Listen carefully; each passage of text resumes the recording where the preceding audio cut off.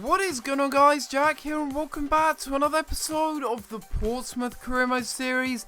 This is episode number 45 and we're going to start today's episode off, guys, by looking at our youth squad. We've got a couple of players in there, but like I did say earlier on a couple of episodes back, they aren't the best of youth players. We're also going to be taking a little look at the squad report as well. If you do want to see any players that have grown for this month, of course feel free to pause the video and take a little look at some of the players that have grown. We've got quite a few players that are starting to increase, but at the same time we've got players that aren't increasing whatsoever, such as Neil Morpay and a couple of other people as well.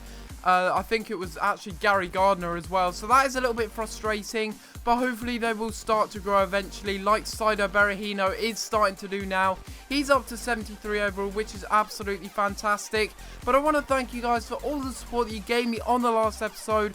We managed to get over 50 likes, and if we do the same on this video, guys, that would be greatly appreciated, and it shows me that you are enjoying this series, and it really does help out my channel as well. But yeah, we are looking at the squad report. We've got Maxwell Cornet, and that's an interesting topic that I do want to talk about. I haven't given Maxwell Cornet a single bit of game time this season, yet he's gone up by +2, and I've given some people loads of game time this season, or a little bit more than him this season, such as Neil Morpay, and for some reason he's not going up in any stats whatsoever. I just don't understand it. If you guys can let me know what you think in the comments down below. I think it's something that does need to be changed, because if a player's scoring 16 goals a season or more, you know, something like that, you know, that's just an example, and they're not growing whatsoever, that really just doesn't make any sense. And then you've got players like Cornet, who scores, you know, he scores the odd goal every now and then, he gets in the team, he gets in the reserve team, he might score a couple of goals every now and again, but he really isn't a goal-scoring presence in this team, probably because I don't give him enough of a chance. But even saying that, why has he gone up by +2 ratings, but then someone like Berahino, who's scored so many more goals this season, has only gone up by +1? Maybe it's just something to do with the way that when you sign players, I guess there's kind of like a code as to whether they grow a lot or they just don't grow whatsoever. I think there's kind of a code in there, so like kind of like a 50-50 thing as to whether or not your players do end up growing or not when you make a signing and put them into your team. I really don't know how it works, but it's something that does need to be changed, because I am very frustrated by it. It just doesn't make any sense whatsoever. Leave your thoughts in the comments down below what you think, and let me know what you guys think about it, because I think it's ridiculous. But that's all I'm going to say about it.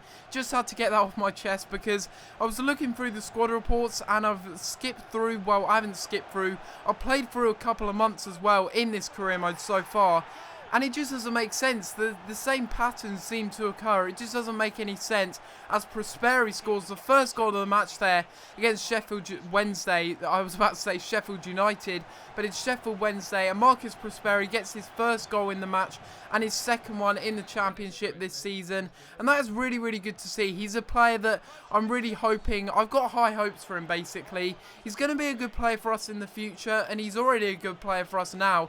He's 17 years old and 75 overall, so clearly he's going to be a pretty damn good player for us, and I reckon he is going to get over 90 overall, depending on how many seasons we do in this career mode. I'm hoping that I'm going to do at least 7 seasons in this career mode. Yes, that's right, 7, because I really do like this career mode, and you guys seem to like it too.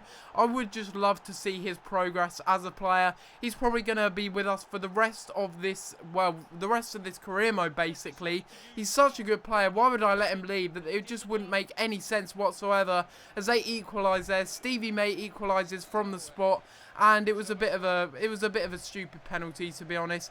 It's Christie, who has had a really, really good start to his career with Portsmouth, but that was a silly mistake there for him, and then somehow Berahino doesn't get the goal there. I was a little bit frustrated, and in some ways I didn't want them to score that own goal. I'd rather have Berahino have got that goal rather than it have been an own goal, because that was a little bit frustrating. A really good chance for him to get a goal, but instead it goes down as an own goal. And then another mistake here. This time it's with Blackett, our defender, and in the 42nd minute here they equalise. And I really have to say there, that is some bad defending by me again. You know, Christie made the challenge that gave away the penalty. He's been pretty good this season.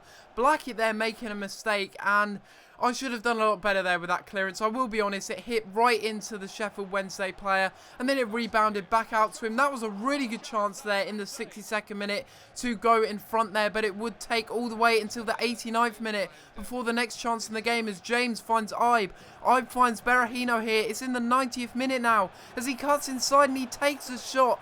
First time with his right foot, and he puts it into the back of the net and makes it 3-2 here, and it looks like that we've got the 3 points very late on in this match, and that was more than deserved, I have to admit. Sheffield Wednesday, they didn't deserve anything in the match, and really leading up to the end of the match they were just going defensive, and it was obvious that they were going defensive because they really didn't have many chances in the game, apart from those 2 chances which were arguably my fault for giving up those kind of silly chances, you know, giving them a penalty there and also giving them the ball, which led to Stevie May scoring twice actually, and a little bit of a frustrating game. We should have probably kept a clean sheet in that match. You can see there 10 shots and 7 on target. Sheffield Wednesday actually did have a couple of chances, to be fair to them, but really we deserved to come away with a victory and justice was served there. We scored in the 90th minute, but something I did want to have a look at, I wanted to have a look at Danny Ward's progress. Of course I sold him to Everton last season in the summer transfer window, or was it the January transfer window?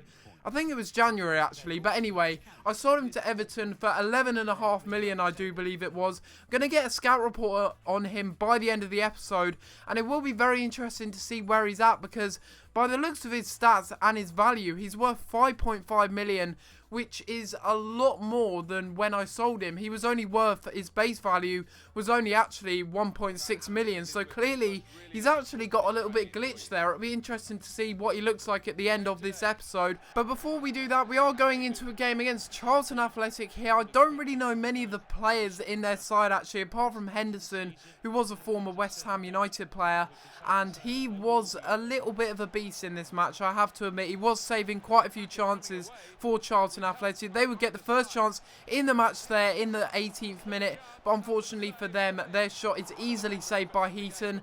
Another good chance there, but that one goes over the bar, and from this we're able to pass it round the back basically, try and create a chance from the goal kick here as Heaton plays it out, and eventually we would get it round our defence. Prosperi finding Ibe finding Cornet, and Berahino is on the ball here. He tries to cut back inside onto his left foot, and unfortunately his shot just goes wide of the post, and it remains at 0-0 in this match. That was a really good chance on his left foot, which is his weaker foot, and then he got an even better chance here from a free kick in the 55th minute, but unfortunately that one just goes over the bar. Really good chance again. I don't know why I was taking it with Berahino, because I've got plenty of other better free kick takers. I've got Gary Gardner, I've got Hong Chul, I've got so many other better free kick takers. Don't know why I took it with him. Probably wanted to boost his goal tally because he's on some insane goal scoring form this season, as well as Tartar. He's actually been doing pretty decent this season with regards to assists.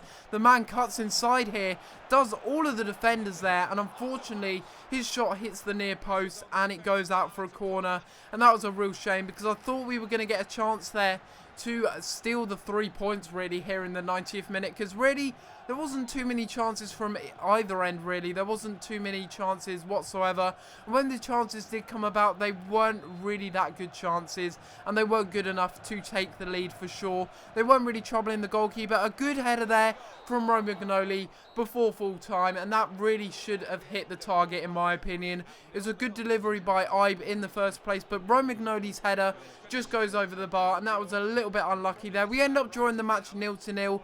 I was a little bit disappointed, I will be honest. I thought we would have done a little bit better in that match, but unfortunately that's just the way that things are going to go in these matches sometimes, and I've got to take the draw regardless because we didn't really create too many chances. Only one shot on target for both teams there, so clearly I guess it did deserve to end in a draw actually, and to be fair we didn't create any chances, neither did they. But take a look at Danny Ward. I mean, oh my god, I just had a little look at him there, got a full scout report on him, And Jesus, he's grown a lot. He really has. He's 77 overall, 85 shot power, 84 reactions, 83 long shots, 81 sprint speed. He's worth 5.5 million now.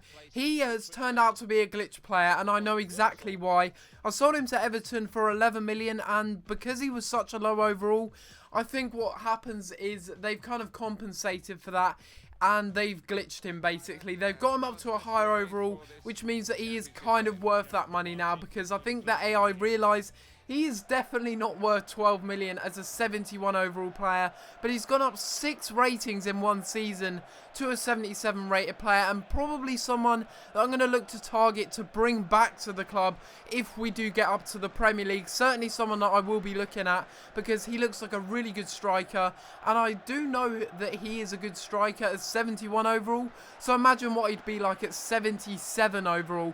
He'd be an absolutely insane striker, and I can't wait to try and get him back when I do get the appropriate transfer funds. But he is on 60 grand a week, so it might be a little bit difficult to try and put a transfer offer for him and try and get the affordable finances basically to actually afford a deal to go through. But anyway, we are going into the third and final game of today's episode against Cardiff in the rain here, and again a very, very difficult match, and one of those matches where there weren't too many chances, and when the chances did come about, they really should have been taken better, especially for Cardiff.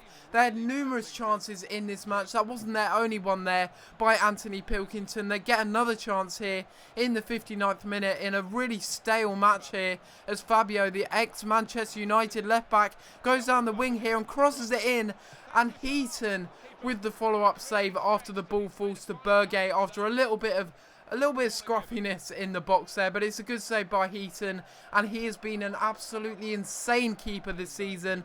Another clean sheet for him, another 0-0 draw. Not the best of episodes. We've got 2 draws and 1 win, but at least it's not a loss. That's all I can count it for. But hopefully you guys have enjoyed this episode of Career Mode. This will be the end of the episode here, guys. The end of episode 45. If you do want a special episode for episode 50, let me know down in the comments down below. Be interesting to see if you would like me to do an extra long episode for episode 50 and also episode 100. You know, those kind of special milestones in this series. Let me know in the comments down below. But other than that, guys, I'm going to have to leave it there. Don't forget to leave a like on the video and subscribe if you haven't already, as it really does help out my channel, guys. But other than that, guys, I'm going to have to leave it there, and I'll see you next time for another video. Thanks for watching.